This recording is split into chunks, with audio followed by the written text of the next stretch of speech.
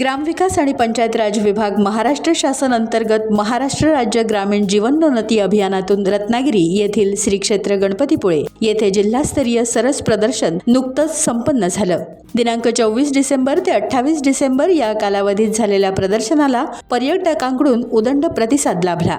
कोकणातील पारंपरिक खाद्याला पर्यटकांनी जास्त पसंती दाखवली। पर्यटकांचा वाढता प्रतिसाद लक्षात घेत यावर्षी 83 स्टॉलची बांधणी करण्यात आली होती, ज्यामध्ये 64 उत्पादनांचे स्टॉल आणि 19 फूड स्टॉल होते। 50,40,068 रुपयांची उत्पादनांची विक्री झाली, तसंच 13,11,905 रुपयांची फूड स्टॉलवरील विक्री झाल्याची नोंद जिल्हा परिषदेकडून करण्यात आली। यावेळी पाककला स्पर्धा, उत्कृष्ट मांडणी, उत्कृष्ट विक्री आणि उत्कृष्ट उत्पादन या निकषांमध्ये बक्षीसही देण्यात आली। रत्नागिरी शिरगाव मधून आलो आणि खूप चांगला अनुभव आहे। चांगले प्रॉडक्ट्स बघायला मिळाले। डिझाईन्स खूप चांगले आहेत। पर्सेस आणि सुनीता पवार यांच्या पर्सेस पण चांगले आहेत खूप, आणि बाकी सगळी प्रॉडक्ट्स खाण्याची पण चांगली आहेत, आणि हे डेकोरेशन पण आवडलं मला। एकदम चांगलं ऑर्गनायझेशन।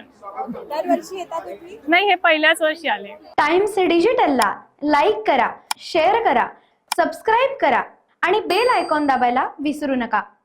Times digital.